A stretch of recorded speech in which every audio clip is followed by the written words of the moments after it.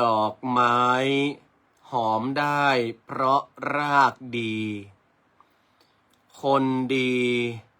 มีได้เพราะครูสอนศิษย์จะสูงเพียงใดให้อาวรณ์อย่าลืมครูผู้สอนให้ปัญญาเจริญปอนเจริญโชคเจริญชัยเจริญมั่งเจริญมีเจริญสรีสวัสดีกับท่านสาธุชนคนดีFC รายการทุกท่านมาพระมาแล้วหนาญาติโยมศรัทธามาฟังพระครูวิโรจน์ ชยาภรณ์กับรายการธรรมะนึ่งกำลังใจสไตล์ล้านนาโดยอาตมาพระครูวิโรจน์ ชยาภรณ์วันนี้ได้นำรายการมาอู้จากับบรรดาสาธุชนกันแถมค่ำคืนหนึ่งก่อนที่จะเข้าสู่วันไหว้สาบูรพาจารย์ไหว้ครูบาอาจารย์ประจำปี 2569 เป็นปีที่ 14 ที่อาตมาภาพได้จัดด้วยความกตัญญูกตเวทิตาคุณ ต่อครูบาอาจารย์แล้วก็ได้กำหนด1 ปีจัด1 ครั้งแล้วปีนี้กำหนดในวันที่27ในเดือนมิถุนายนที่จะถึงนี้ศรัทธาสาธุชนพุทธบริษัททุกท่านในวันนี้เนี่ยอาตมาภาพก็จะได้มาอู้ในเรื่องของอาจาริยคุณของครูบาอาจารย์หลายๆคนอาตมาภาพต้องยอมรับว่ามีหลายคนที่ได้ตักแชทมาหาอาตมาภาพเนาะเดี๋ยวจะอู้ให้ฟังคุณลุงสุภาพสืบสิริปุญชัยโยมแม่ไวยพาพินีแม่บัวคำพิลึกแม่สุแก้วคำอ้วนคุณโยมอโลนการะหงโยมวิไลพันธ์อภิชัยสาธุเจริญปอนเนอร์ที่ได้เข้ามาชมรายการแล้วเนาะแล้วก็ตังคุณโยมจันจรัสโยมแม่ดวงจันทร์ปวนสิงห์ที่ได้เข้ามาชมสาธุอนุโมทนามีโยมท่านหนึ่งเพิ่นก็อาจจะด้วยความหวังดีอาตมาภาพก็ได้อ่านแชทของโยมท่านนั้นเพิ่นก็บอกว่าท่านเป็นตุเป็นเจ้าจะได้ว่าจัดงานไหว้ครูอันนั้นมันมาใจเรื่องของตุของเจ้าอาตมาภาพก็เลยบอกว่าโยมถ้าหากว่าแฮมเบิร์ดเมื่อคืนว่างเข้ามาฟังรายการกำเนิดอาตมาภาพจะอธิบายให้ฟังโยมก็บอกว่าได้ถ้าว่างก็จะเข้าฟังแต่ด้วยความปรารถนาดีเนอก็เลยเอามาเตือนท่านอีโลอาตมาภาพก็บอกว่าอนุโมทนาเนอโยมเนอแต่อาตมาภาพมาได้ทำอะไรอย่างมาได้ไปฟ้อนไปเต้นแต่งดังแต่งปากอาตมาภาพไหว้ด้วยความเคารพนอบน้อมในอาจาริยคุณก่อนหน้าเนาะท่านเป็นตุเจ้าเอโลได้แชทมาหาอาตมาภาพนะอาตมาภาพก็พยายามอู้ไทยทอดให้เป็นภาษาอู้เนาะก็เลยว่าเพื่อที่จะสร้างความเข้าใจแล้วก็สบายใจให้กับศรัทธาญาติโยมและอาตมาภาพก็จะได้อู้ถึงที่มาที่ไปคือถูกต้องในเรื่องของงานไหว้สาครูบาอาจารย์แล้วจะได้อาตมาภาพจัดมาถึง14 ครั้งละแสดงว่าอาตมาภาพไหว้มา14 ปีแล้วคุณโยมดุสุทัศน์ดีสุวรรณโยมสุดารัตน์เจือจานเข้ามาแล้วโยมแม่เกศรนามแก้วเข้ามาแล้วสาธุอนุโมทนาเนอท่านใดที่เข้ามาแล้วก็ช่วยแชร์รายการตัวนอเพื่อคนที่รู้จักหรือว่ากลุ่มต่างๆตัว โยมแม่ทองเผาสิริวันสาธุอนุโมทนาโยมแม่บัวแก้วปู่คำวันนี้สถานี่มีตึงแก้วตึงคำเนอะบัวแก้วปู่คำโยมแม่บัวคำพิลึกอย่าเนาะอาตมาภาพก็เลยเอาเรื่องอาจาริยคุณเนี่ยมาโอ้ฮือศรัทธาแล้วก็จะยกธรรมจาดกเข้ามาประกอบ เพื่อที่จะเป็นเหตุและเป็นผลในการไหว้สาครูบาอาจารย์ของอาตมาภาพเนาะพ่อเลี้ยงพานุวัตรผลมั่นเจริญปอนเนอะโยมพ่อเลี้ยงใหญ่โดยเต่า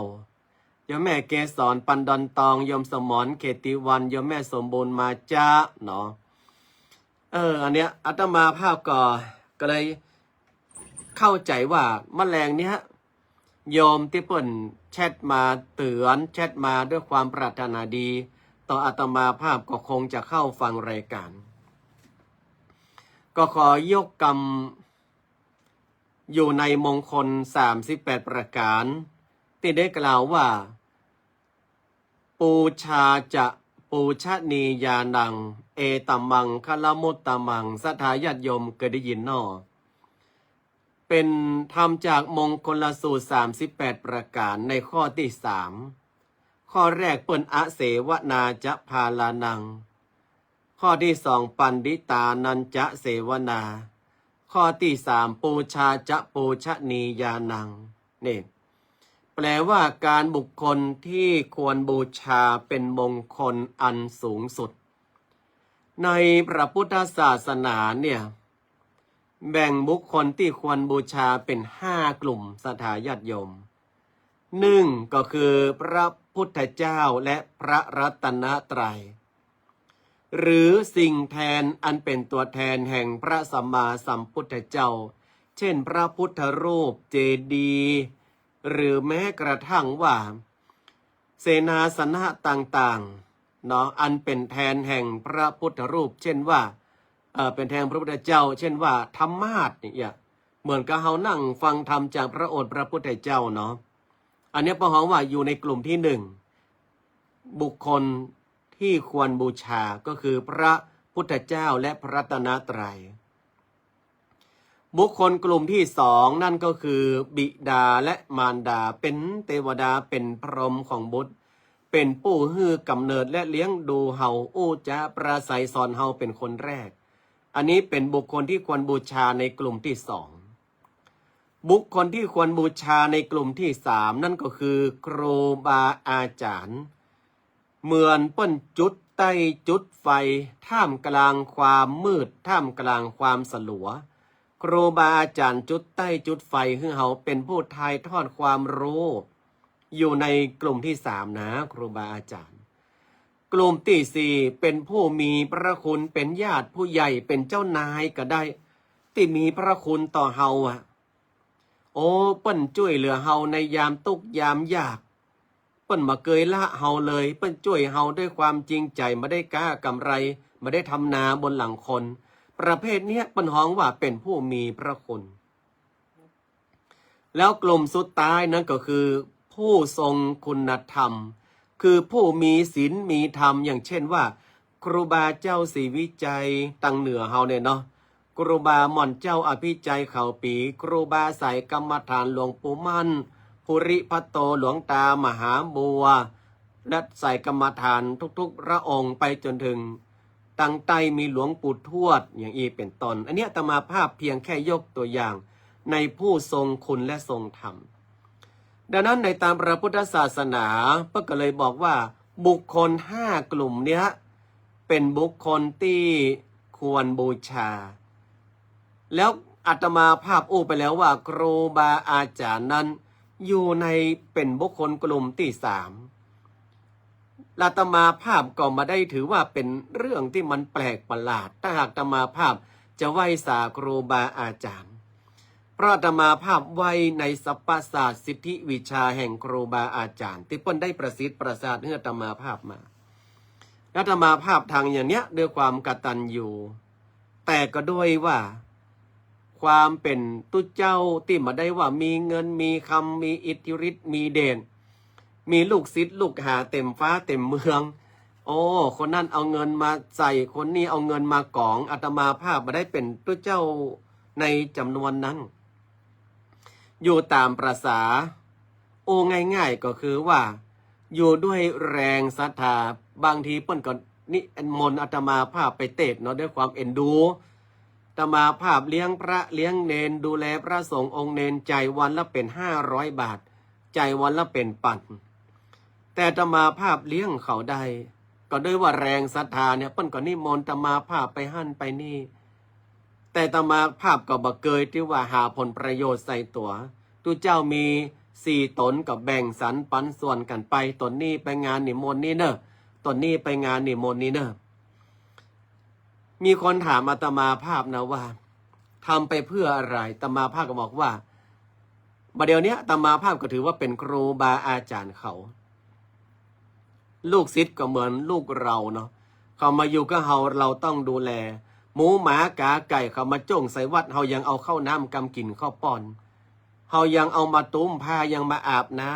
ำเนี่ยเรายังฮักสิ่งสาราสัตว์แล้วอันนี้เขาเป็นคนเตียวดอกอู้จ่าปักได้มาขอร่มเปิ่งใบบุญน้ำเย็นจากวัดเขาแต่มาภาพทำเพื่อความสุขใจแล้วบัดเดียวนี้อาจเป็นอาจารย์คนแล้วเป็นครูบาอาจารย์คนแล้วยิ่งรู้เลยว่าคนที่เป็นครูบาอาจารย์เนี่ยเปิ้นต้องมีความนักแน่นสักเพียงใดก็เลยไปมองถึงครูบาอาจารย์ตัวเก่าโอ้รู้ซึ้งถึงหัวอกของครูบาอาจารย์ก็เลยยกมือ10 นิ้วกราบในคุณแห่งครูบาอาจารย์ทุกศาสตร์ทุกแขนงอาตมาภาพบ่เคยละลืมคุณแห่งครูบาอาจารย์มาว่าศาสตร์ใดๆแต่ด้วยว่าอาตมาภาพเป็นตัวเจ้าที่บ่ได้มั่งมีด้วยปัจจัยเนาะอย่างงานเนี้ยก็ต้องกราบเมตตาขออภัยครูบาอาจารย์ตัวเจ้าพระนายที่ฮู้จักกันจุตนจุองค์บ่ได้นิมนต์มาครับเพราะอูซื่อๆเลยบ่ได้มีสตังค์จัดด้วยความว่าศรัทธาช่วยกันหอมคนนั่นหอมนิดคนนี้หอมหน่อยก็เลยได้จัดขึ้นมาด้วยอาจาริยบูชาคุณก็ถ้ามีก็ใครนิมนต์มาเหมือนกันนะ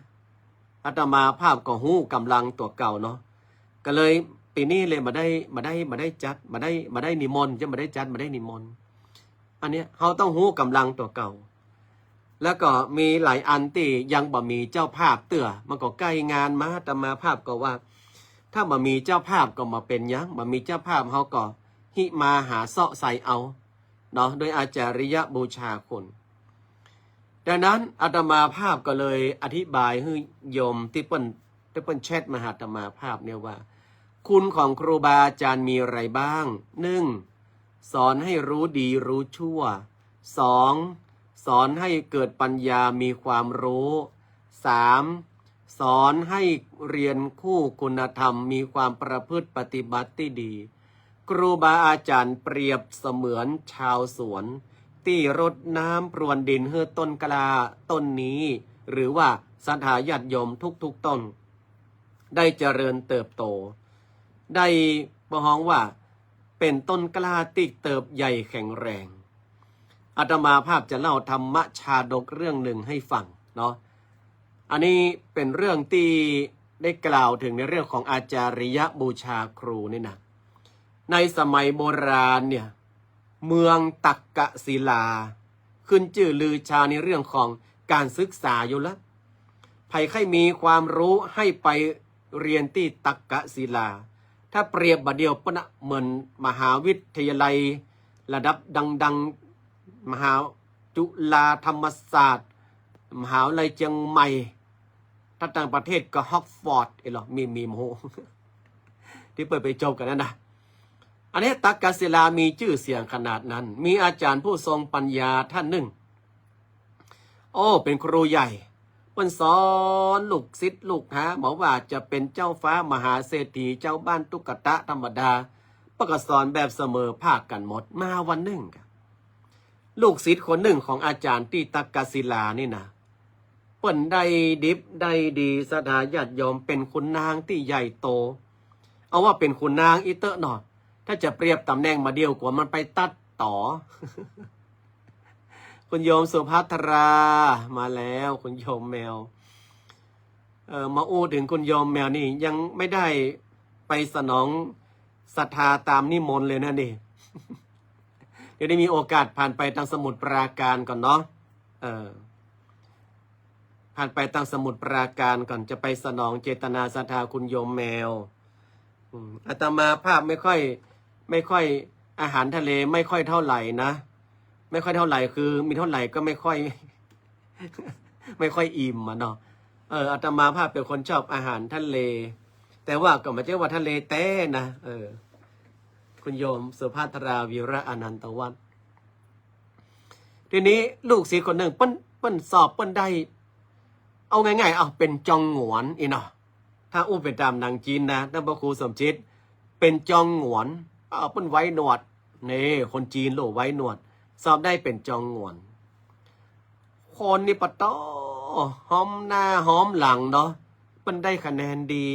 ยกย่องเชิดชูคนนับหน้าถือตาวันหนึ่งท่านจองหงวนในเตียวแอวกาดคนก็ตยปันเป็ดปุ๊กจะไปกรุงเทพเมื่อไหร่แจ้งได้นะเจ้าคะนิมนต์ไปที่คลินิกใช่ไหม เอาถ้าไปกรุงเทพจะได้ฉันอาหารทะเลไหมเนี่ยไปเอาน้ำเกลือมาต้มให้กินกะสาธุอนุโมทนาแต่มาภาพก็มาเขาได้เดินทางนะไปทะเลนะทุกเจ้าในป่าในเขาป่นหูจักนะคุณโยมแมวแต่มาภาพนะปีหนึ่งจะได้เข้าจะเข้าทะเลว่ะปีหนึ่งได้เข้ากรุงเทพสักเตื้อเนี่ยหรือบางปีก็ไม่ได้เข้าเลยเนาะถ้าหากว่าฟ้าหมาแมบมาได้เข้านะถ้าฟ้าไม่แลบแป๊บนี่มาได้เข้านะกรุงเทพเนี่ยจองงวนเตียวแอวกาดคนตั้งหลายก็ห้อมล้อมดังดารานี่พวกเราท่านจองงวนของพวกเรามาแล้วดูรูปร่างสง่าผ่าเผยฐานะสูงส่งท่านจองงวนปากกลุ่มใส่ใช่แล้วเป็นหน้าเป็นตาของอำเภอของจังหวัดของเขตเราท่านจองงวนเป็นที่หนึ่งคนตั้งหลายกันท่านจองงวนก็ปัตตาเหลือข้างโคกขึ้นวอนะอกปืนละไก่ละปะก่อยกันเนาะไก่จนนี่นะทีนี้อาจารย์ที่ตักกศิลาเนี่ยท่านก็เท่าชะแลแก่ชราแต่งตัวกำแจ้ว่าดีจำได้ทันทีว่านี่คือลูกศิษย์เฮานี่ในสำนักตักกศิลาพอท่านจองงวนเตียวมาอาจารย์ก็ยิ้มฮือนะจองงวนมายิ้มตอบนะเพราะกลัวว่า FC แฟนคลับจะรู้ว่าตัวเก้าเป็นลูกศิษย์ของอาจารย์ที่แต่งตัวซ้อมซอดชราภาพบ่ได้มีสง่าราศีคนนี้จองงวนภาษาง่ายๆเลยคือสะบัดบ๊อบเนี่ยสะบัดหน้าหนีเลยทำเป็นไม่รู้จักมาหูจักครูที่เป็นตักกศิลาครูจรานี่ยิ้มเก้อศรัทธาญาติโยมทั้งหลายยิ้มเก้อเลยนะยิ้มเก้อเลยทีนี้ครูบาอาจารย์ประกอบเป็นยักษ์บ่หูจักก็เป็นยักษ์ก็เลยปีกไปตักกศิลากรรมวิบากมันตัวตันยมบุญเรืองชัยเงินอันจองงวนนั่นน่ะมันไปยะใดก็บอกหูแล้วเปิ้นฟ้องร้องมันนะอาจจะเป็นช่อราชบังหลวงไปโคดโกงเปิ้นฟ้องร้องมันถูกทอดออกจากยศจากตำแหน่งตะก่อนเตียวไปไหนท่านจองงวนบัดเดี๋ยวนี้เขาเอาบะหินมาผ่าไล่มันมาแล้วไอ้จองงวนขี้โกงช้าเป็นคนขี้โกงสันดานไม่ดี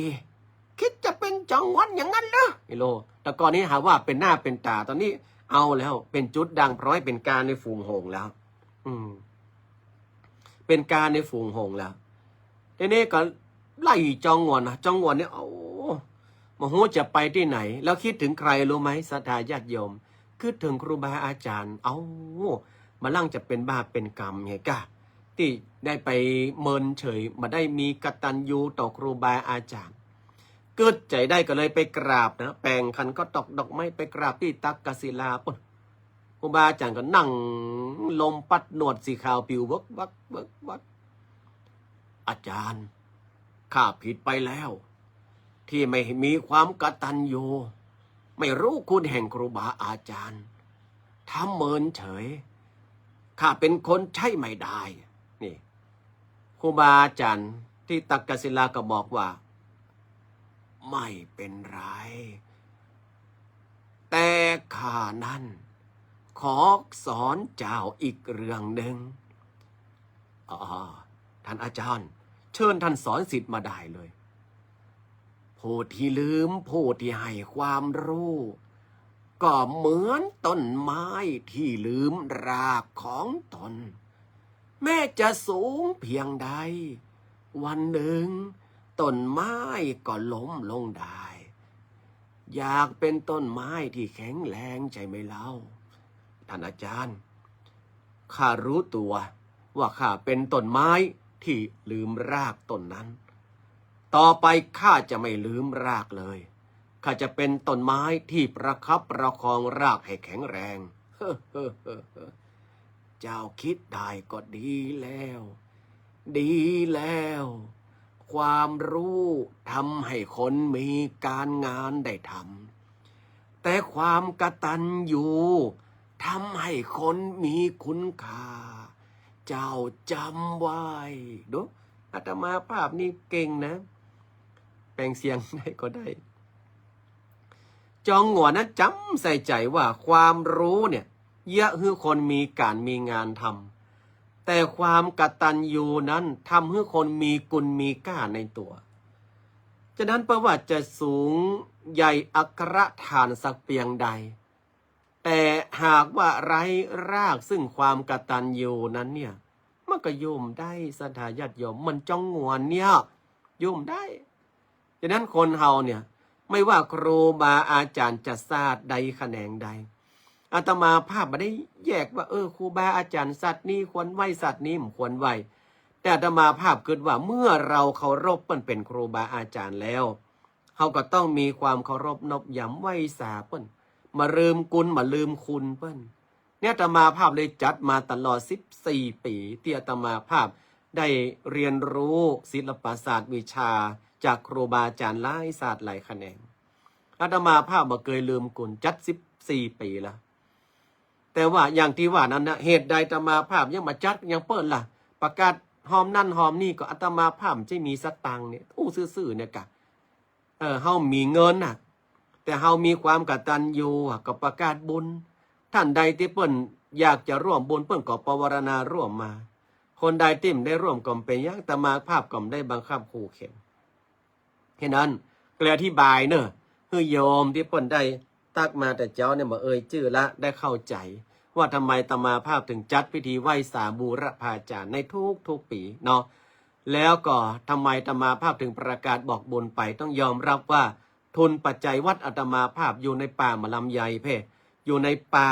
ลำไยเนาะออกจากวัดไปถนนใหญ่ใช้ระยะทาง1 กิโลกิโลป่ายพระอาตมาภาพว่านะแล้วก็วันนี้ก็โดยอาศัยศรัทธาเนาะได้เปิ้นนิมนต์อาตมาภาพไป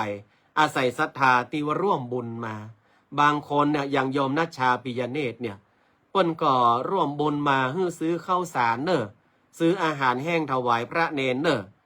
แม่สุแก้วคำอ้วนเปิ้นก็โอนสตังมาแล้วก็ถ้าบ่มีอายังไก่ไปตั้งศิลปีแวะบ้านอีแม่กำเนอะเปิ้นก็เอานั่นเอานี่มาพี่ตุยชดาทานพัฒนาพงษ์แม่อมราแม่วรดาตังสันกำแปงสันทรายหลวงเปิ้นก็มาละมาลืมแต่ว่าโดยระยะทางทำให้ศรัทธาญาติโยมนั้นมาได้อุ่นหนาฝาขังดังตีวัดที่เปิ้นอยู่ในหัวในเมืองหรือว่าติดถนนใหญ่สักเท่าใดแต่ความศรัทธาประสาทะเลยทำให้พระสงฆ์องค์สามเณรวัดโบสถ์น้ำดิบนั้นดำรงคงชีพอยู่ใดแล้วอาตมาภาพตั้งอยู่ในสามัคคีแห่งครูความกตัญญูแห่งครูบาอาจารย์ก็เลยทำให้มีเทวดามาช่วยเนาะอย่างเช่นว่าในวันที่บ่มีแท้ๆเปิ้นก็มีงานนิมนต์เข้ามาอย่างเป็นต้นอันนี้ก็ว่าคาดว่าโยมเปิ้นก็คงจะเข้าใจในอาตมาภาพเนาะคุณโยมจันทรัตน์บอกว่าตุว่าปัจจุบัน การถวายภัตตาหารเช้าหรือเพลควรสอบถามพระสงฆ์เรื่องรายการอาหารว่าควรงดหวานมันเค็มเพื่อสุขภาพถ้าตามใจเจ้าภาพบางทีก็อันตรายต่อสุขภาพมันนานาจิตตังเห็นไหมคุณโยมจันเจรัตถ้าบางทีตุ้เจ้าเฮาบอกไปบางคนเข้าใจก็ดีนะคนที่เปิ้นมาเข้าใจบ่ก็จะว่าเฮาตุ้นี้เลือกกินเปิ้นกินหยังเปิ้นต้านหยังก็ต้านไปกันอาตมาภาพบางทีก็โดนว่าเหมือนกันว่าศรัทธาที่เปิ้นเอาตาเนี่ยเป็นสิ่งที่ดีที่สุดแล้วตุ้กินไปเถอะอย่าเปิ้นนี่นะมันจะได้กินดีอย่างตุ้เนยอ่ะมันก็แป้ตับแป้ไตเหมือนกันนะเนาะอาตมาภาพเลยว่านานาจิตต่างบางคนที่เปิ้นหันเปิ้นก็โหแต่ว่าถ้านี่มาได้อาตมาภาพก็จะเป็นคนเลี่ยงเองนี่อาตมาภาพหาทางออกแบบฉบับพระครูวิโรจน์นะก็คือว่าเลี่ยงบัดฉันถ้าว่ามันจะแสลงโรคต่อตัวเก่าเนี่ยอย่างเช่นว่าบัดเดียวเนี้ยคุณหมอเพิ่นห้ามหวานจัดเย็นจัดมันจัดอย่างอีเนาะแต่เย็นจัดอาตมาภาพขยะกินน้ำใส่น้ำแข็งกะก่อมกินอดเอาขยักแต่เข้ามากินน้ำเปล่าในห้องเพอีนะแต่เจ้าไปเยี่ยการเอาน้ำหวานที่มีเนี่ยเอาไปเลี้ยงสามเณรอากาศมันร้อนเนาะเอาไปเลี้ยงสามเณรหันเน้นกินน้ำโคกน้ำหวานป๊อกแป๊กป๊อกแป๊กเป็นดีขยากแต่หล่นมากินน้ำเปล่าในห้องเพยะอันนี้อาตมาภาพหาทางออกด้วยว่าเฮาเลี้ยงด้วยตัวเก่าดีกว่า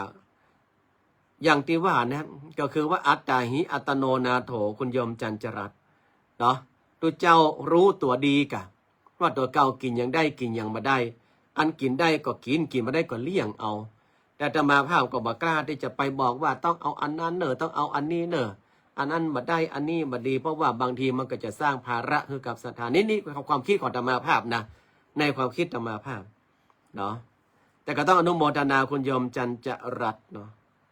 แม่นโยมว่ะหรือว่าเป็นตุ้เจ้า เพราะว่าโปรไฟล์เป็นรูปธรรมจักรเนาะแต่เพื่อเขียนว่าคุณจันจรัตก็ถ้าจะเป็นผมว่าน่าจะเป็นโยมธรรมาภาพว่าโยมไปก่อนโยมแม่ศรีวรรณรักยาคุณโยมสุธรรมคุณโยมเกษมศรีอนันตาสาธุอนุโมทนาอันนี้ก็ลดเลยคือกับสถาญาติโยมท่านทั้งหลายได้ฟังกันเนาะเอาละวันนี้ก็มามีอย่างหลายมาในเรื่องของอาจาริยบูชาคุณและอาตมาภาพก็ยกเอาเป็นคำกลอนว่าคนเฮานั้นเนี่ยถ้าหากว่าลืมครูบาอาจารย์ก็เหมือนกับว่าต้นไม้ลืมรากต้นไม้หอมได้เพราะมีรากดีคนเป็นคนดีได้เพราะมีครูสอนศิษย์ขึ้นสูงเพียงใดก็อย่าอาวรณ์หมายความว่าขึ้นสูงเพียงใดก็อย่าลืมนึกถึง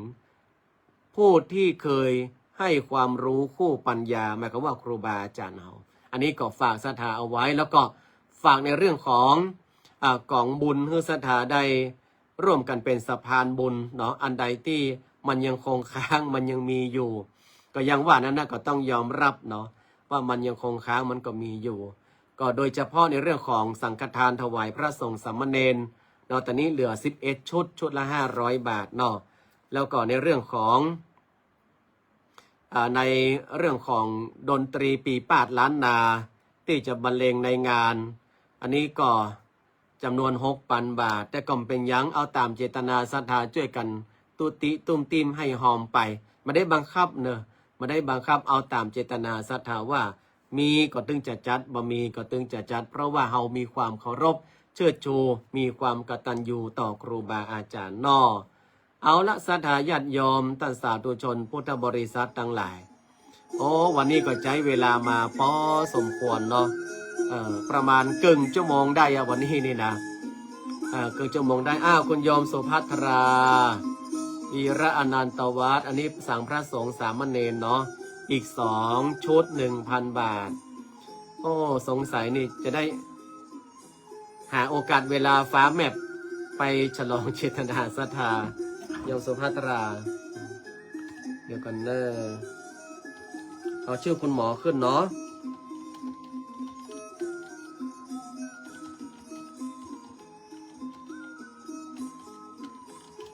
และครอบครัวสาธุอนุโมทนา2 สังเนาะคุณหมอกมล คุณโยมสุภัทราวีระอนันตวัฒน์และครอบครัวอันนี้จากจังหวัดสมุทรปราการ2 สั่งด้วยกัน ตอนนี้ได้8 สั่งละเนาะสำหรับศรัทธาญาติโยมโยมสาวคำโยมสาวคำGood Morning ก็ดูย้อนหลังเอาเด้อคุณโยมสาวคำเด้อฝากคุณโยมล่าคุณโยมเพลงเนาะโยมวิกิและก็เอเวอรีวันดูย้อนหลังนี่โยมสาวคำโยมล่าโยมเพลงประกอบได้ร่วมทำบุญมานะคนละ100 เหรียญก็ 3,000 กว่าบาทเนาะอาตมาภาพก็เอาเป็นเจ้าภาพกันเทศเนอะคนละ1 กัน1 กัน1 กันเนอะโยมสาวคำเนอะเนาะก็ถือว่าทำบุญร่วมกันเนาะทำบุญร่วมกันที่จริงอาตมาภาพก็เข้าใจว่าเจตนาศรัทธาคุณโยมสาวคำโยมล่าโยมเพลงเนี่ยเพิ่งก็จะให้อาตมาภาพใจเลี้ยงดูพระสงฆ์องค์เนรแต่ว่ามีงานอาตมาภาพขอยกยอเอาใส่เป็นอาจาริยคุณแก่ครูบาอาจารย์ก่อนเนาะสบายดีเนอะอยู่ดีมีแห้งกุดลักกุดจับกุดเฮลเนาะเฮลตี้มีสุขภาพแข็งแรงทันตแพทย์กมลโยมสุภัทราวีระอนันตวัฒน์นะคะตามบ้านธรรมาภาพเรียกคุณหมอ มันยากเนาะบ้านเฮาเนาะจะบ้านนอกของหมอโมดขนาดมันอยู่คลินิกเพื่อกับห้องหมอนะเป็นหันใส่ชุดนะพยาบาลกับเรื่องห้องหมอมานะเพราะว่ามันเกยปากในห้องหมอสาธุอนุโมทนาเนาะพร้อมครอบครัวอนุโมทนาเนอะตอนนี้ได้8 สั่งคุณโยมสาวคำกี่โมงแล้วที่อเมริกาซีแอตเทิล what time it or Seattle but now หรือว่าคุณโยมสาวคำ walk away แล้วเอวไปแล้ว ยังไม่ไหวบอกว่าใกล้วันใหญ่วันโดนสุขภาพแข็งแรงสาธุยังไม่ไหวเนี่ยตมาภาพก็แค่ไปอยู่นะเสียเธอนะเดี๋ยวรอก่อนเนาะมาเดียวนี่ถ้าเป็นต้นไม้ที่ปลูกชัดตังนี่ก็แตกยอดได้คืบเดียวอยู่เนอะเอาละขอนำรายการจากลากันไปก่อนนะโยมสาวคำมาแล้ว6:25 6 โมงเช้ายังมา7 โมงเตื้ออากาศหนาวแล้วเนาะหรือว่าอากาศร้อนแล้วเข้าสู่ใบไม้ผลิแล้วตั้งบ้านเฮานี่ตั้งโซนไทยโซนลาวนี่มาเดี๋ยวนี้ออกแดดมาได้นะมีทั้งร้อนทั้งลมทั้งฝนยอมเสาคำสาธุอนุโมทนาเนาะศรัทธาญาติโยมท่านสาธุชนทุกท่านสำหรับวันนี้อนุโมทนาเนอะที่ได้เข้าชมรายการแล้วก็แชร์รายการเนาะโชคดีมีความสุขทุกท่าน111บุญรักษาเป็นซัมเมอร์กะหน้าร้อนสาธุอนุโมทนา